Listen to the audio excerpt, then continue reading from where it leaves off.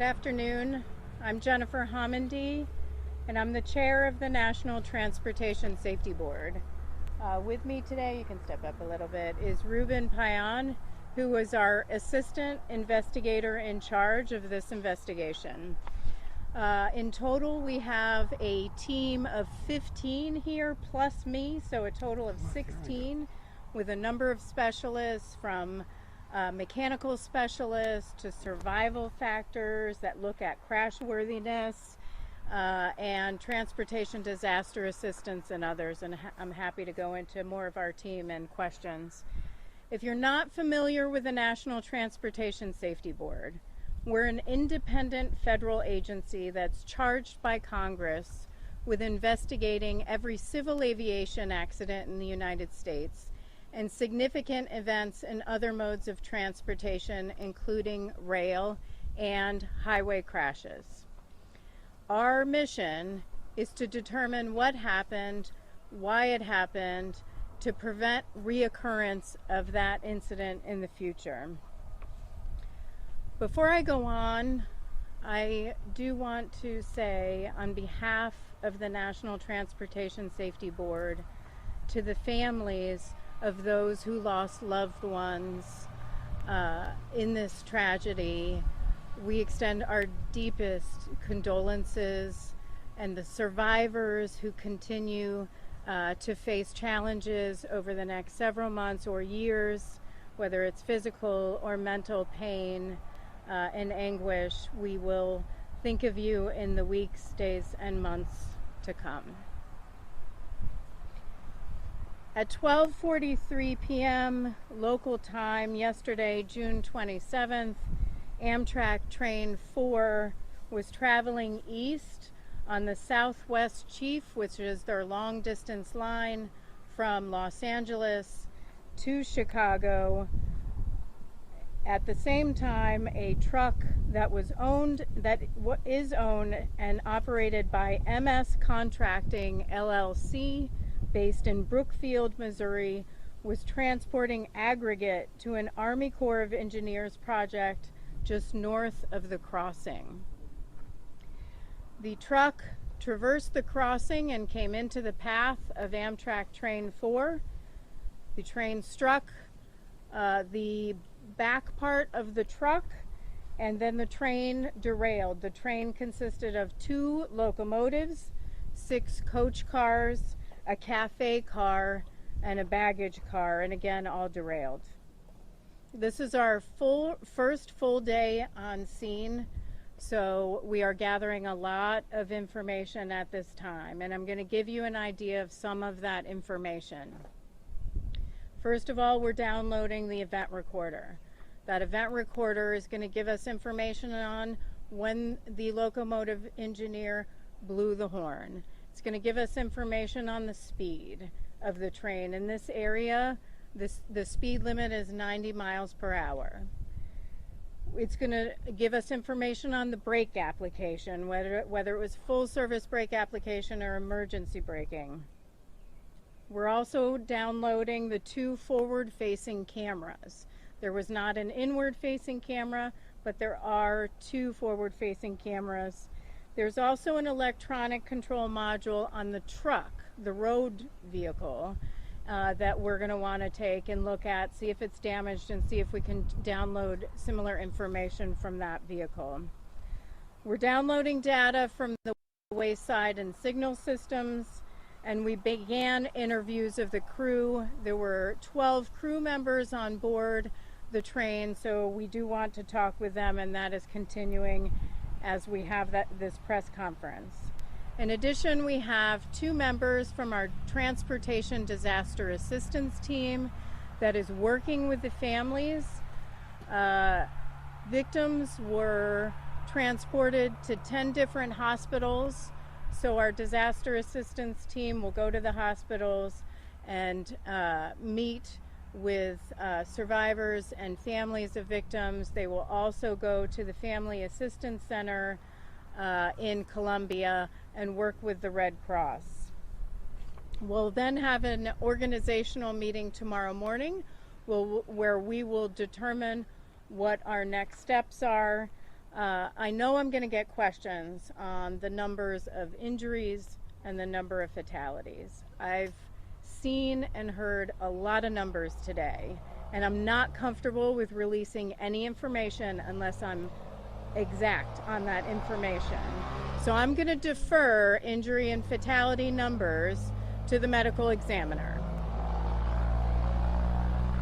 I do want to take a moment and thank our safety partners and those who are working with us on this investigation. And those include BNSF Railway, Amtrak, the Federal Railroad Administration, the Missouri Department of Transportation, who I've spoke to today. Patrick McKenna was on scene.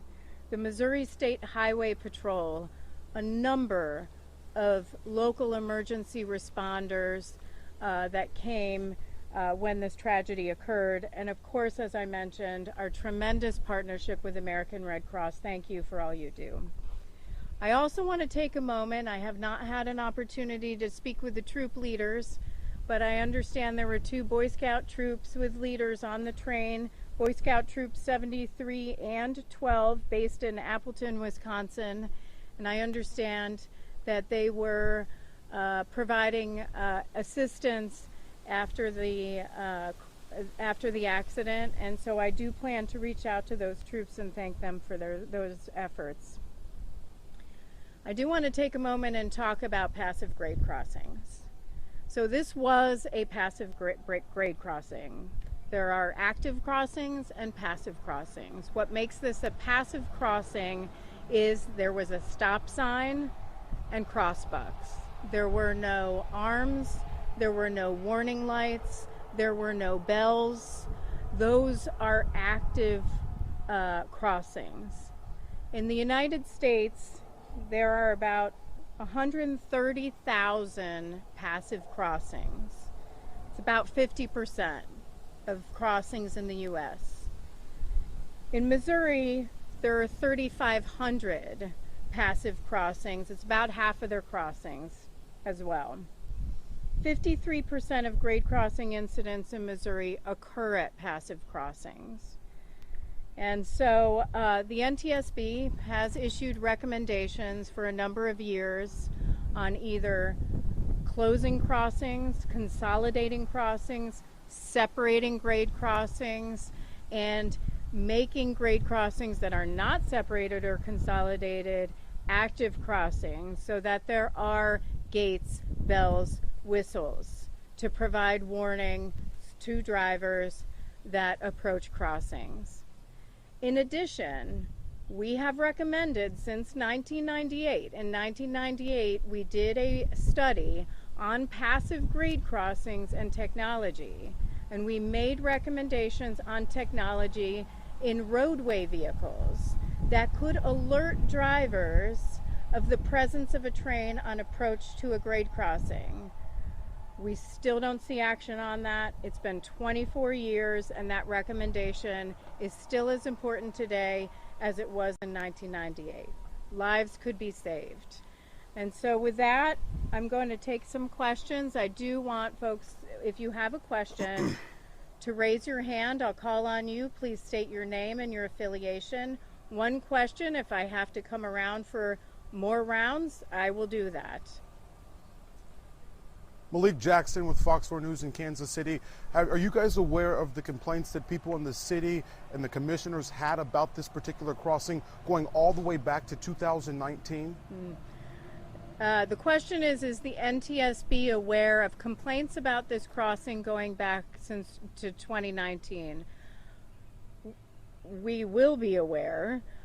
We have not been aware that there have been specific complaints about this crossing. However, today I did ask the Missouri DOT director if this crossing was one that was in a list of crossings that they wanted to upgrade. He did confirm that. For this crossing, I did ask how much it would cost to make this an active crossing, and the figures I was provided was about $400,000. But that is more information that we are going to seek from the state and others. Pete. How upset are you, Chair Hamady, that these recommendations were out there? ODOT was going to try and fix this crossing, and then you did nothing. And what's the emotion like there for you that these neighbors share, that they just wish something was done earlier? They know it was a problem.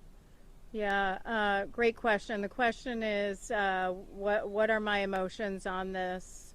Am I angry with the state and others for not taking action on our recommendations or just on the crossing itself? And anytime our recommendations aren't heeded, of course I'm upset, because we see tragedy after tragedy after tragedy and numerous fatalities and injuries, and we know, and it's very frustrating for our investigators, very frustrating when they are on scene and they know what would have prevented this. But at the same time, my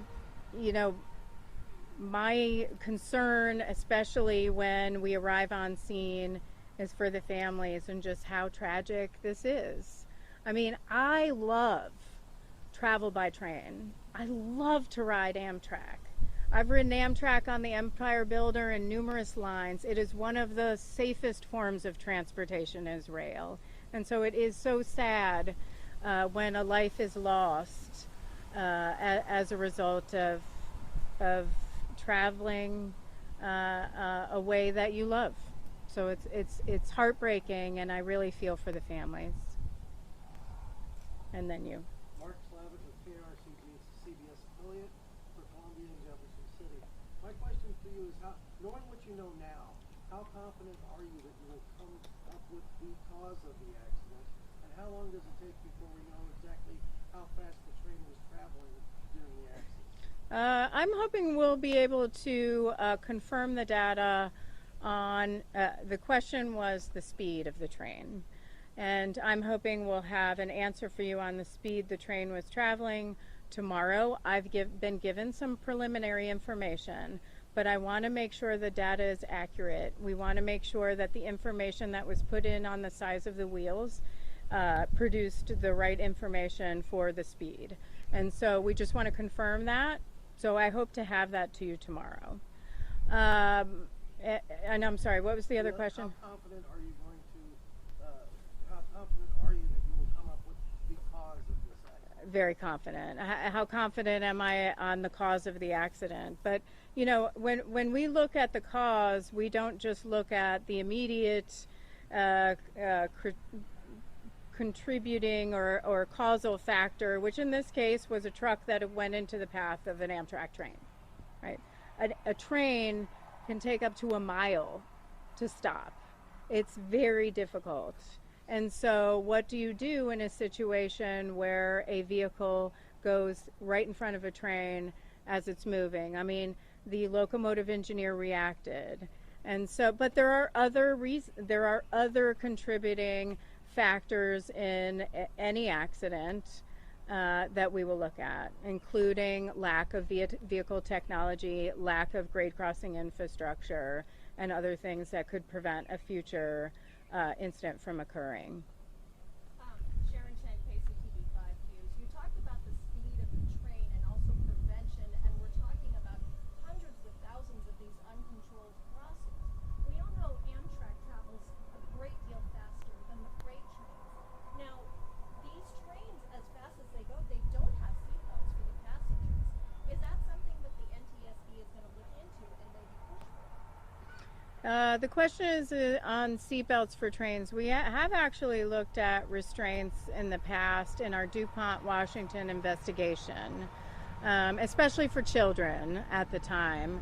But certainly we have crash worthiness specialists that are on scene that will look at what occurred in the accident and how someone could survive an accident that would occur in the future. And that will be part of our investigation and what we report on in our final report.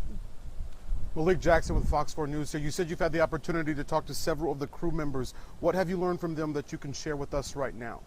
Yeah, the question is our interviews with crew members. That's not public information that we share right now. I personally have not been part of those discussions. Those interviews are ongoing. At some point, those interviews will be part of our public docket and available for public consumption. So. Take two more questions. Sir. Mark Jordan, KBC TV out of Kansas City. $400,000, a lot of money to make that an active crossing. Who pays that cost, and who has to initiate that to make these passive crossings active crossings? Yeah, the question is who is responsible for making this crossing an active crossing. In this case, this is a county road. And so there's a partnership between the county, the state for funding, and frankly BNSF because it's their railway. And so it really is the three entities working together that would be responsible for installing active warning devices at this crossing. All right, well, thank you very much.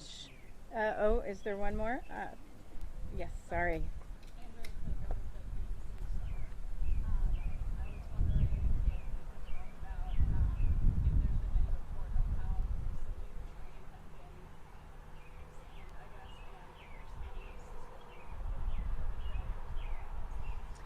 The question is how recently the train had been inspected, and are we worried about equipment failure?